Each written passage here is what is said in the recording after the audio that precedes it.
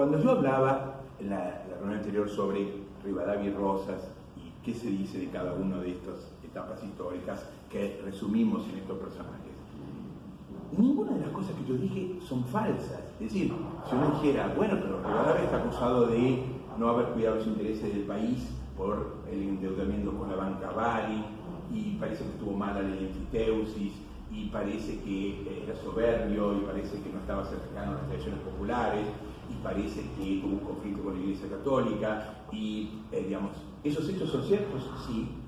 Y otros que dicen, sí, bueno, pero acordate que Rivadavia estableció el sufragio universal, o sea, que hizo que el país fuera democrático, y le dio al pueblo la herramienta para votar, y Rivadavia empezó a llenar el país de escuelas, digamos, y trajo gente becada para estudiar, ¿cierto? Ahora vamos a ver, Alberdi, por ejemplo, de Tucumán, ¿cierto? Estableció un sistema de becas para que los chicos estudiaran. ¿Y para qué? Y para que el pueblo se ilustrara y se mandara a sí mismo.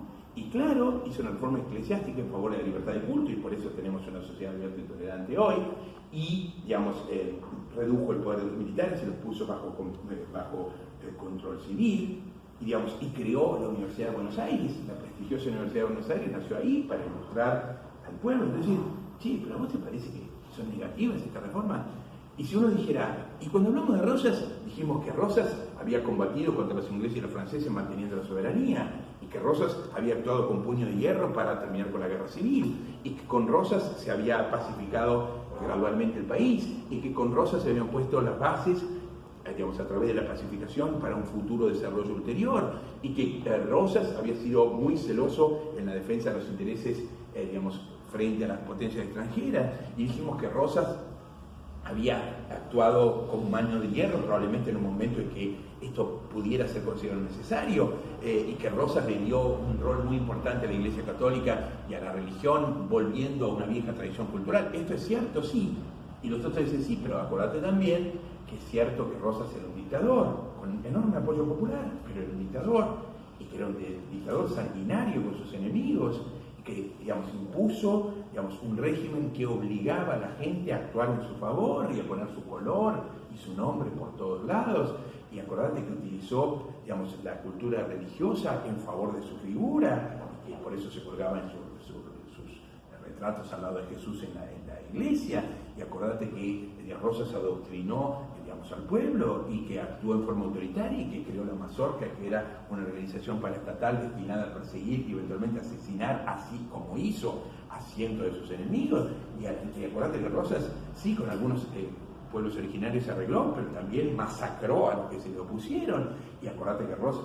Entonces uno diría, ¿cuál de esos hechos es falso? No, todos esos hechos existieron. El punto central acá, y en esto, digamos, lo vamos a seguir ahora, y la generación del 37 nos viene muy bien. El punto es, mirá la grieta que había ahí, no solamente entre militares y federales, sino que las interpretaciones sobre lo que sucedía.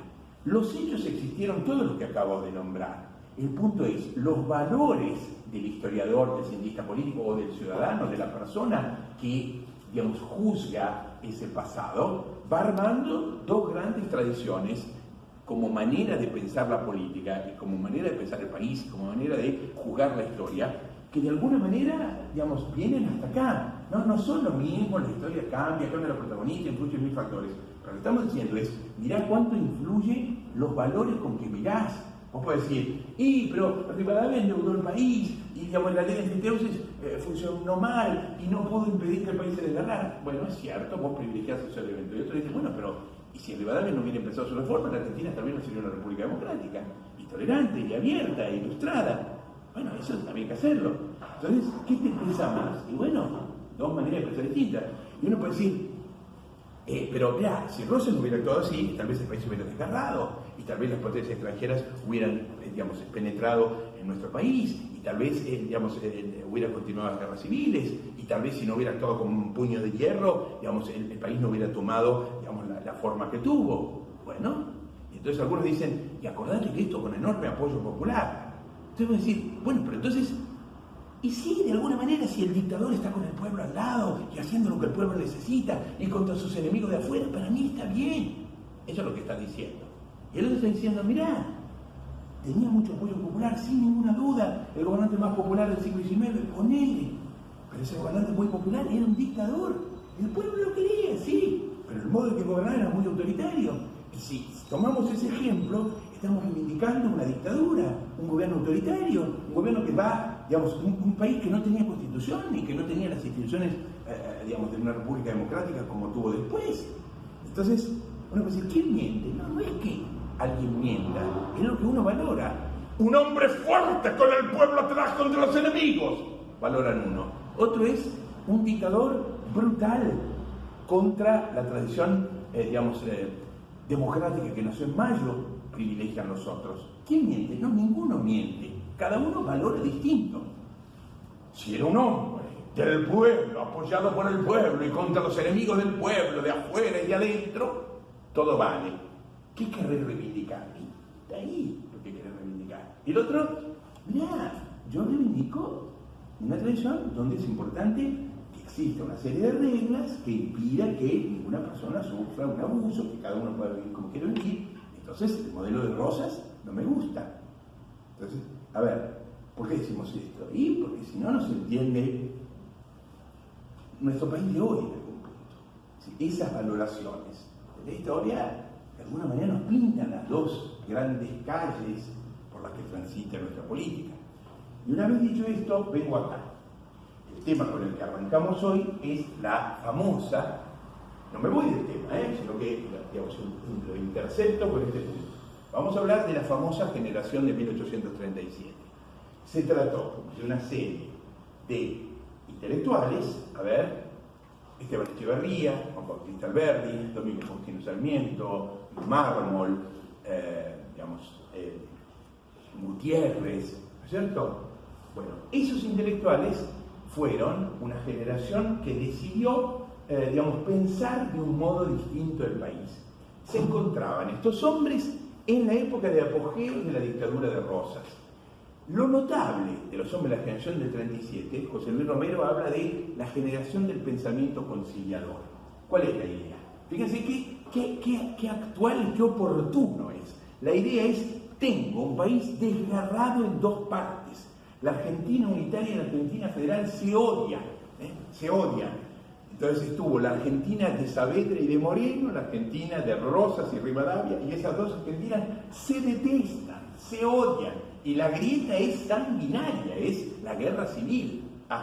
Bueno, esta generación va a decidir hay que salir de esto. Por eso la idea de Romero es la generación del pensamiento conciliador. A ver, los hombres de la generación del 37 tienen esta singularidad. Se habla de estos hombres como románticos, lo son, pero lo son en este sentido. La frase de Paul Grusac es famosa. Por ejemplo, el ejemplo que toma Paul Grusac, ¿no es cierto?, intelectual argentino, fin del siglo XIX, comienzo del siglo XX, es que Sarmiento en el Facundo hacía romanticismo de medios e iluminismo de fines. Es decir, aparece una serie de intelectuales muy influidos por el estilo romántico, que tiende a exaltar lo local, el valor de lo propio, lo idiosincrático, o sea, lo que es de uno, ¿cierto? Entonces, la mirada de los hombres de la generación del 37 es: tenemos que aprender a combinar las grandes ideas que nos fascinan con nuestra realidad local. Tenemos que aprender a mezclar las doctrinas de avanzada del mundo con la realidad de nuestro tiempo y de nuestro lugar. Tenemos que pensar en estas grandes ideas. Está muy bien, pero sabiendo que vivimos acá. Se hablaba de, lo decía, creo que era Alberdi que lo decía, y Echeverría, la mirada estrábica. ¿Querés mirar las grandes ideas del mundo? Está muy bien, pero el otro ojo tiene que estar pensando en tu tierra. ¿Cómo haces para aplicar esas grandes ideas, esos grandes valores universales acá? ¿No es cierto? Entonces, el estilo es romántico, pero en el fondo los valores que priman son los de la Ilustración. El proyecto de estos hombres está teñido de lo otro también. Entonces, nuestros románticos son más bien románticos de medios. El Facundo, el Matadero de Esteban Echeverría describen fenómenos locales muy vívidamente, muy pensando en los hombres que representan una época, en los elementos típicos de nuestra sociedad, pero el fin con el que escriben Echeverría, el Matadero, o Sarmiento, el Facundo, más bien no va hacia el pensamiento romántico, va más bien a la concreción de ideales ilustrados. Sarmiento, cuando dice Facundo, civilización y barbarie, ¿no es cierto? Lo que está diciendo es, entre ese par, civilización y barbarie, ¿cuál es, digamos, la palabra que Sarmiento elige? Civilización, muy bien. Sin embargo, el protagonista es el bárbaro. Entonces, la idea es, de alguna manera, Sarmiento es un hombre que dice, mirá, los caudillos federales están significando un momento de atraso para el país. Hay que ir hacia un orden civilizado. Entonces, entre civilización y barbarie, el elemento que él considera positivo es civilización. Sin embargo, lo señalan muchos autores, él no escribió la historia del Manco Paz, del general Paz, lo que escribió la historia de Facundo, porque en parte está fascinado con ese caudillo, con el pueblo atrás, con ese caudillo del pueblo que entiende al pueblo, al que el pueblo sigue, ¿no es cierto? Entonces ahí aparece esa mezcla. El tipo escribe como hubiera escrito un romántico, está hablando de los caudillos de su pueblo, de figuras simbólicas, el tigre de los llanos, y lo describe, todo peludo, todo barbudo. Es decir, mira, el héroe de Sarmiento, es decir, ahí se ve la contradicción del tipo que escribe de lo propio, Sarmiento es sanjuanino, digamos, y habla de un riojano y de un típico caudillo federal aliado con Rosas, y en parte uno de los caudillos que permite que Rosas, digamos, domine. Bueno, Sarmiento abomina eso, pero no escribe sobre Paz, escribe sobre Quiroga, y digamos, ese caudillo supersticioso que domina al pueblo supersticioso, pero al que el pueblo supersticioso teme y sigue. Y entonces está esta figura fascinante de Sarmiento. El estilo es romántico, sí, pero ¿dónde? Él no va a un ideario romántico, va, digamos, buscando la civilización. Entonces, ahí se ve esa cosa contradictoria, que hace que incluso muchos revisionistas al final terminan diciendo, de alguna manera, a ver, el punto es, Sarmiento era anti-argentino, Sarmiento probablemente fue, algunos dicen, el mejor escritor de América Hispana en todo el siglo XIX, y es argentino, es un talento literario, y es un político y es un intelectual brillante. Puedes decir, no me gustan sus ideas, pero la brillantez de Sarmiento no se discute. Entonces incluso algunos revisionistas dicen, bueno, vamos a aceptarle esta parte. Entonces, lo interesante acá también, que a mí me impactó mucho la primera vez que lo leí, es que, contrariamente a lo que uno pudiera pensar, los hombres de Generación 37, además de ser románticos, están empapados del primer socialismo, sobre todo Echeverría. El primer socialismo es el socialismo no marxista. Digamos, si yo pienso en Owen, en Fourier, en Saint-Simon, ¿esta gente qué le pasaba? Estos socialistas veían una sociedad que se hacía en nombre del principio de libertad y igualdad, pero que generaba una enorme desigualdad. Y no sabían cómo solucionarla. Entonces empiezan a escribir utopías para ver cómo resolver esa contradicción. Bueno, Esteban Echeverría fue a París, se empapó de ese estilo, volvió acá, ¿no es cierto? Y, entre otras cosas, escribió el dogma socialista, que no es marxista, no, ya sé, pero que empieza a mostrar esa nueva sensibilidad. ¿Y cuál es el punto fuerte a destacar? Es ir a lo profundo, no quedarse en lo superficial.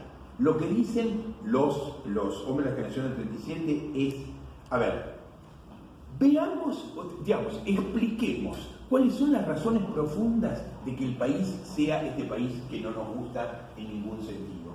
Los hombres de la generación del 37, a ver, ellos escribían en el salón de Marcos Sastre, casi todos se tuvieron que exiliar. Sarmiento en Chile, digamos, Alberdi en Montevideo, se tenían que escapar porque si no, Echeverría también en Uruguay, porque si no, la mazorca de Rosa los mataba. Entonces, si uno dijera, son intelectuales, muy influidos por las ideas del momento, muy influidos por las ideas inglesas y francesas, europeas, ¿no es cierto?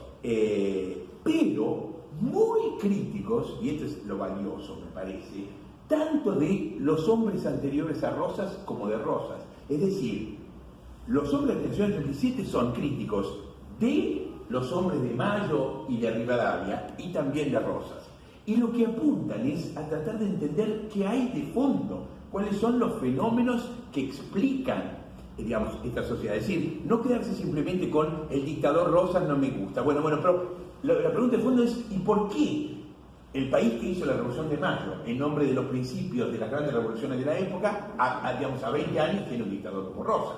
¿Por qué? Una revolución que viene a poner semillita democrática culmina generando 20 años después un despotismo como el que ellos ven en Rosas. Entonces, ¿en qué sentido son críticos de los hombres de la generación del 37, de los hombres de Mayo, de personajes como Rivadavia después y de Rosas? Empecemos con lo primero, la crítica a los hombres de Mayo y a lo que vino después, sobre todo al partido de Rivadavia, la figura de Rivadavia. A ver, la idea es, esta gente, estos primeros patriotas estaban, la virtud sería tomar lo que eran por entonces las ideas políticas más adelantadas del mundo. Es decir, su ideario era un ideario muy transformador. Es decir, tomaron las ideas avanzadas del mundo y querían aplicarlas a su país. Esto lo destaca, esto está bien. Claro, traen la idea de república, de una república democrática, de constitución, división de poderes, gobierno representativo, igualdad de la ley, derechos de las personas.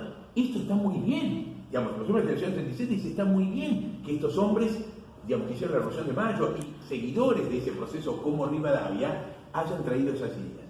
Pero hubo un gravísimo defecto político. La idea es, a esta gente no tuvo la capacidad política de plasmar sus ideas de avanzada impidiendo la guerra civil. Es decir, a esta gente le faltó la capacidad de articular, la posición de Buenos Aires y de las ciudades y pueblos de lo que hasta hacía poco tiempo me decía Bernardo Rey de la Plata. Es decir, no tuvieron la sagacidad, el talento, la humildad, el poder de negociación que hubiera permitido empezar a plasmar estas ideas sin que los pueblos del interior sintieran que los hombres de Buenos Aires solo pensaban en Buenos Aires con una visión localista, centralista, enceguecidos por lo foráneo, sin estar atentos a articular alianzas, a mezclar intereses, a plasmar acuerdos, a buscar vías intermedias. Es decir, faltó capacidad ahí, no hubo capacidad de negociación, no hubo capacidad de darse cuenta. El punto es, también faltó la lucidez de decir, bueno, no son solamente las grandes ideas. Bueno, las grandes ideas están muy bien, pero vos tenés este pueblo. Entonces, bueno, ¿cómo es tu pueblo? ¿Cuáles son las circunstancias? ¿Cuáles son sus valores? ¿Cuál es su cultura? ¿Cuáles son sus intereses? Y bueno, entonces, el punto es, vos tenés que trabajar con las ideas que te parecen de avanzadas, que te parece que van a hacer mejor tu pueblo, perfecto, pero tenés que tener en consideración los problemas de tu tiempo, los problemas de tu lugar. Es decir, ahí faltó una mirada política más inteligente, más centrada en lo local, más abierta a la transacción, a la búsqueda del acuerdo, a la negociación. Bueno, hay una crítica severa ahí. No basta ideas de avanzada. Bueno, ¿y cómo las plasmas? Entonces, en parte, está, el centralismo porteño, el elitismo, el no tener una mirada más abierta, la falta de capacidad política, son uno de los factores que explican la emergencia de un clima de guerra civil. Ajá.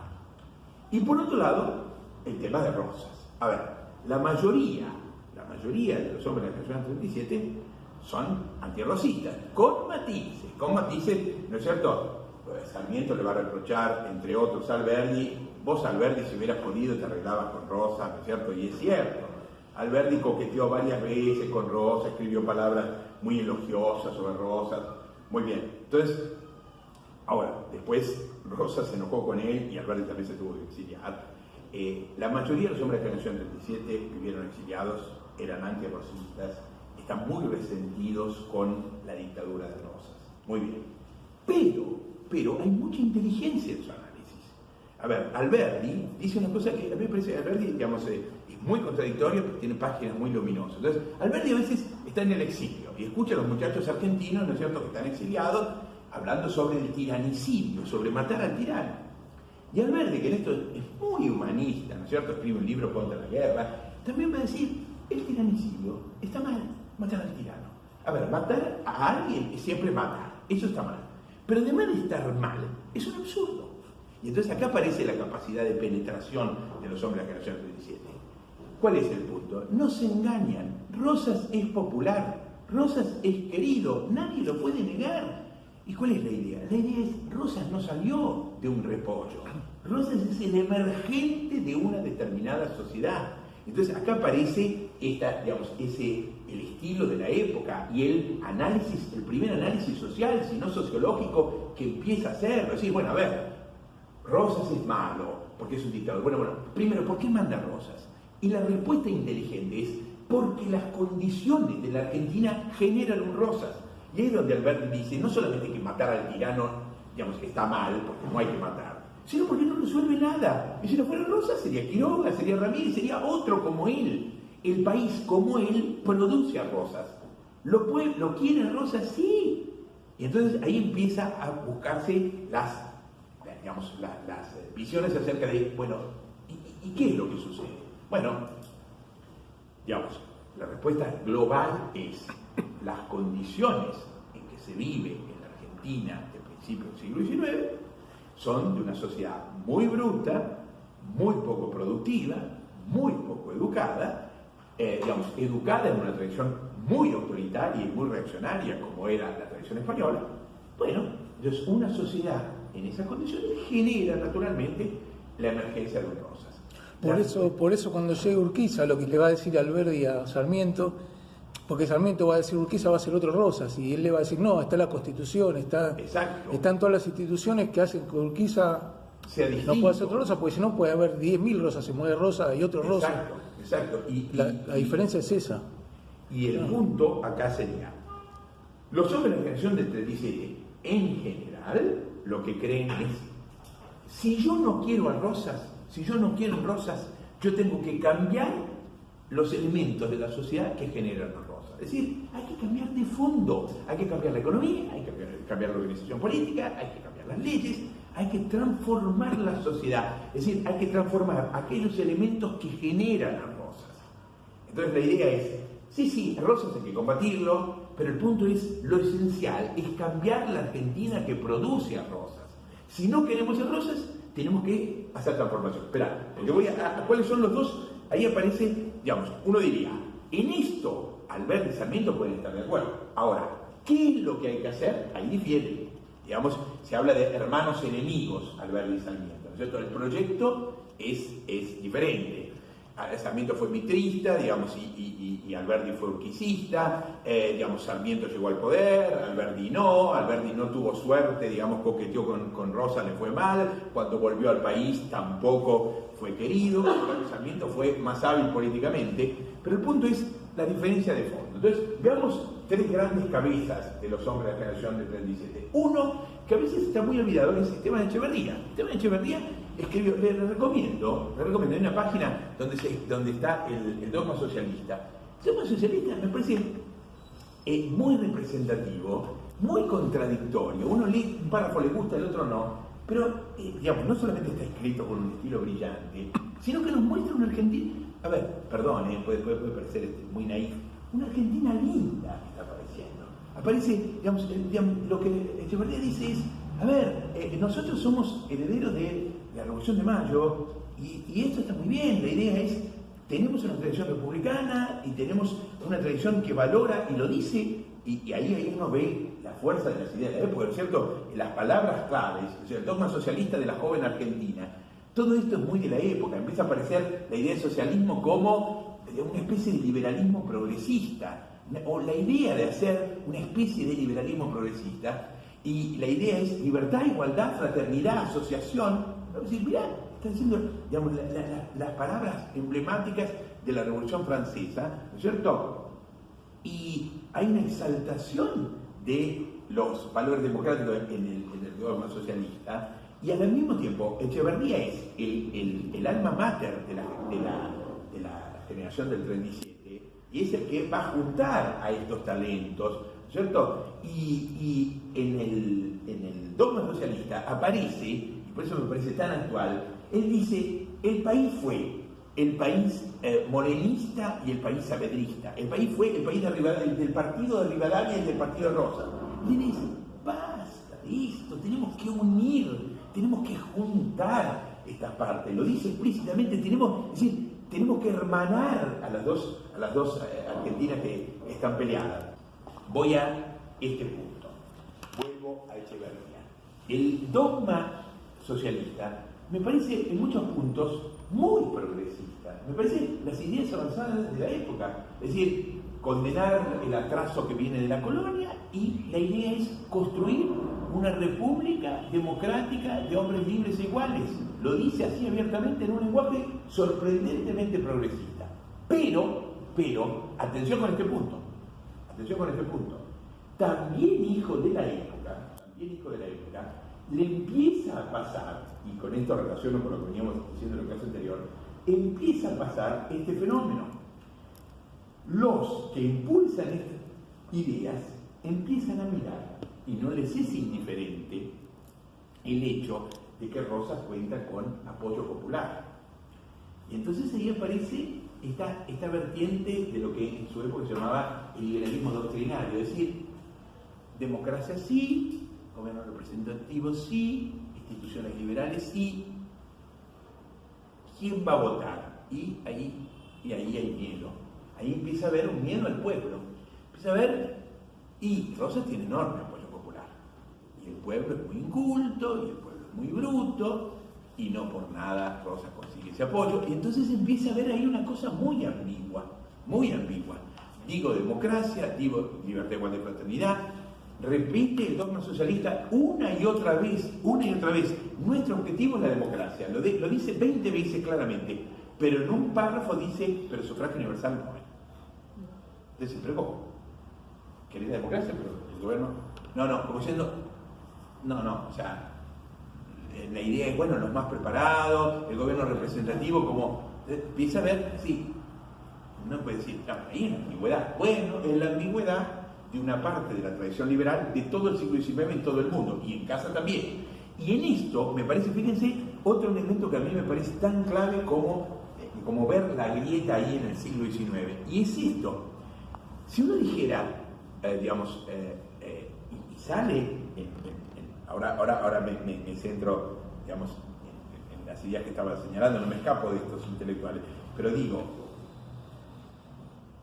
Rivadavia, los rivadavianos, uno puede decir, ¿tenían las ideas más avanzadas de la época? Sí. ¿Tenían apoyo popular? Poquito. Ideas muy progres para la época, poquito apoyo popular. Ajá. Rosas, un dictador reaccionario y enorme apoyo popular. Liberales sin pueblo, autoritarios con el pueblo atrás. ¿Les suena? Ojo, estamos hablando del siglo XIX. ¿No? Entonces, a ver, sí, empieza a darse un dictador con enorme apoyo popular, sin ninguna duda, Rosas. Y intelectuales que dicen democracia, constitución, división de poderes, gobierno representativo, igualdad de la ley, derechos humanos.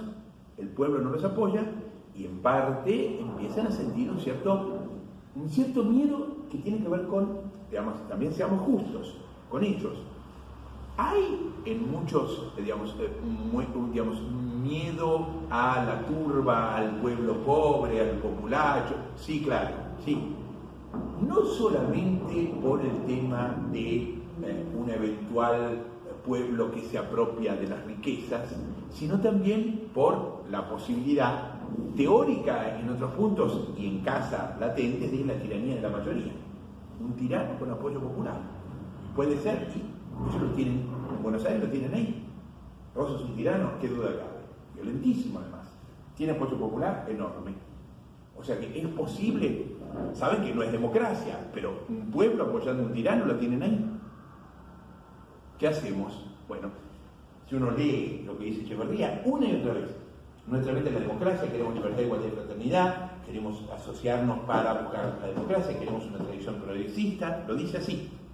Ahora, al sufragio universal no se animan, y en parte no se animan porque lo que están mirando.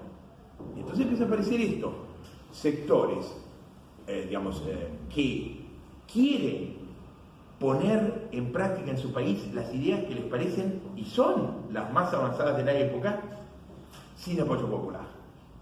Y enorme apoyo popular a un dictador muy autoritario.